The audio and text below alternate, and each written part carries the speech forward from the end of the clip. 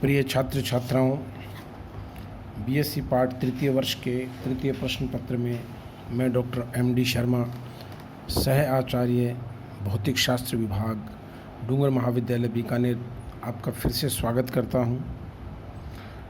बच्चों, पिछले लेक्चर में मैंने आपको एक प्रतिरोध के या चालक तार के प्रतिरोध के बारे में उसके स्थूल गुण के रूप में बताया था।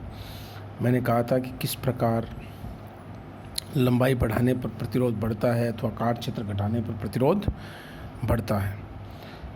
तत्पश्चात मैंने आपको एक भौतिक राशि जिसे हमने विशिष्ट प्रतिरोध अथवा प्रतिरोधकता कहा था, जिसका मात्रक ओम इंटू मीटर होता है, रो के बारे में बताया था कि इसका मान m/n² है। प्यारे विद्यार्थियों, माननीय मुख्यमंत्री महोदय और हमारे माननीय प्रधानमंत्री जी के निर्देशों के अनुसार आप कोरोना गाइडलाइन का उपयोग करते हुए अपनी पढ़ाई में व्यस्त रहिए और जैसे ही कॉलेज खुलते हैं पढ़ने के लिए तत्पर रहिए।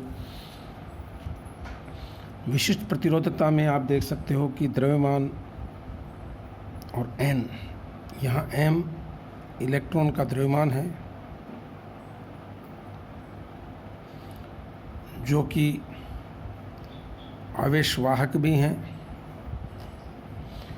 n प्रति एकांक आयतन में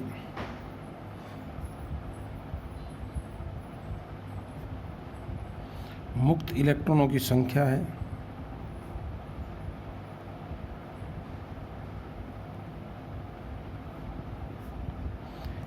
ध्यान रखिएगा। मुक्त इलेक्ट्रॉनों की संख्या और चालक में इलेक्ट्रॉनों की संख्या बिल्कुल भिन्न होती हैं। उदाहरण के तौर पर अगर सोडियम जैसे धातु का हम ध्यान दें तो 11 में से 11वां इलेक्ट्रॉन यानी 11 में से 1 इलेक्ट्रॉन प्रति परमाणु मुक्त होता है। तो अगर मान लीजिए किसी धातु के टुकड़े में 1 करोड़ परमाणु हैं तो 1 करोड़ इलेक्ट्रॉन उसमें मुक्त होंगे और 10 करोड़ इलेक्ट्रॉन बद्ध होंगे।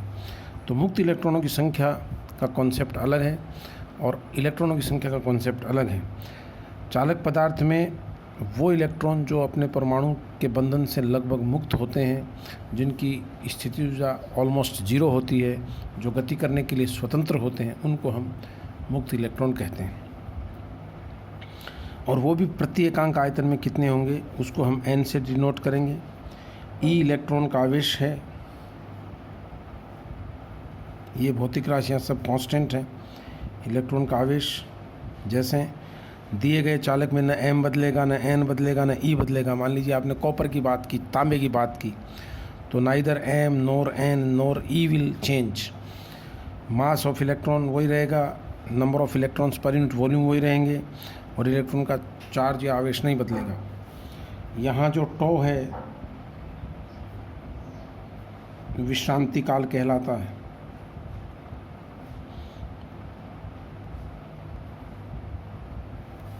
प्यारे बच्चों, टो की वैल्यू ताप पर निर्भर करती है, अशुद्धि पर निर्भर करती है।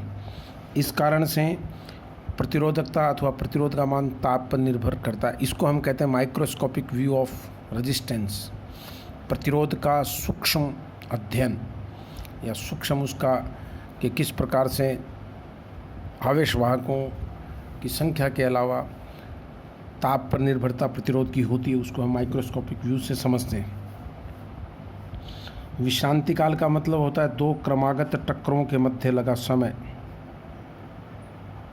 अब आप पूछेंगे बीच में टक्कर कहाँ से आ गई?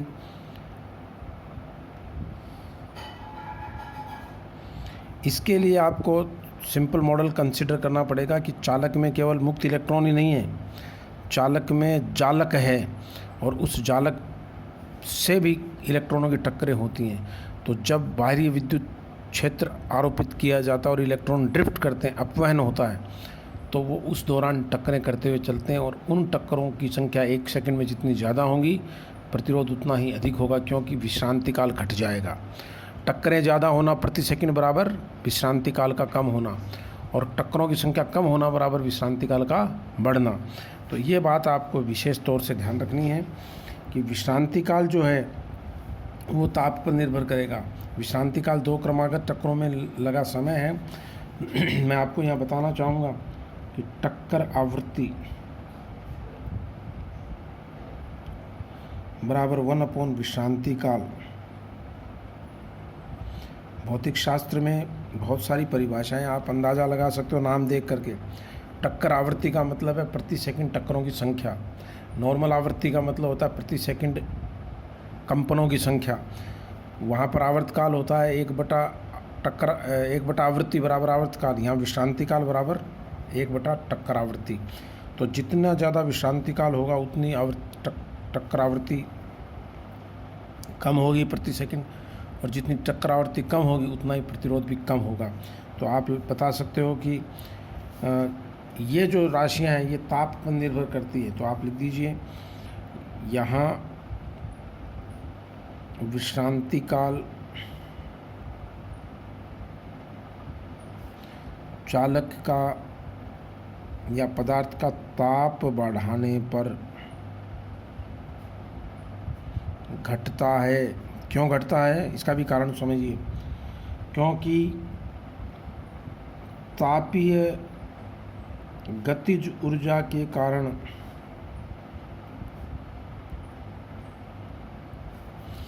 इलेक्ट्रॉन की टक्करें बढ़ती हैं। अतः विश्रांति काल जब घटता है तो प्रतिरोधकता बढ़ती है। अतः यदि 0 डिग्री सेल्सियस पर पदार्थ की प्रतिरोधकता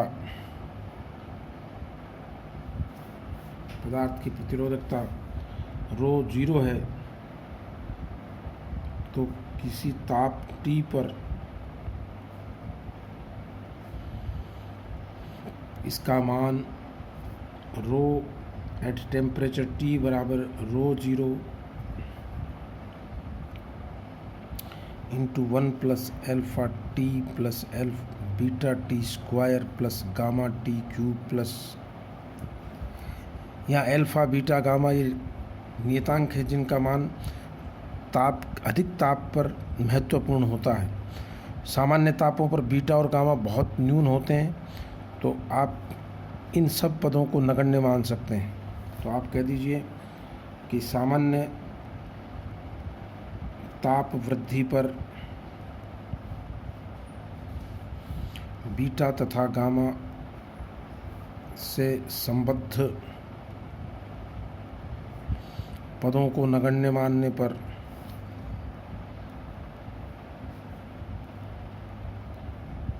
प्यारे विद्यार्थियों क्या होगा इसमें rho at temperature T nearly equal to rho 0 1 plus alpha T।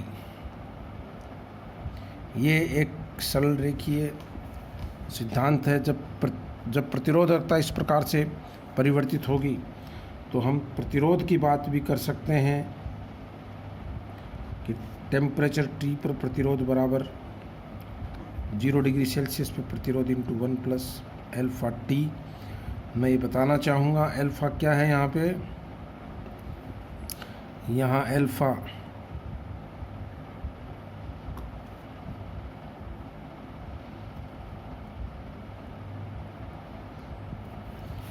Temperature coefficient of resistance, ताप का प्रतिरोधकता गुणांक कहलाता है।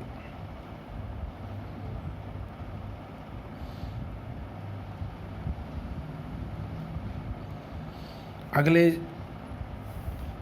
वीडियो में मैं बताऊंगा कि चालक का प्रतिरोध एक तरफ जहां बढ़ता है वहां अर्धचालक का प्रतिरोध क्यों घटता है, और फिर हम किरचॉफ के नियमों का अध्ययन करेंगे जो इस चैप्टर में बहुत ही महत्वपूर्ण है।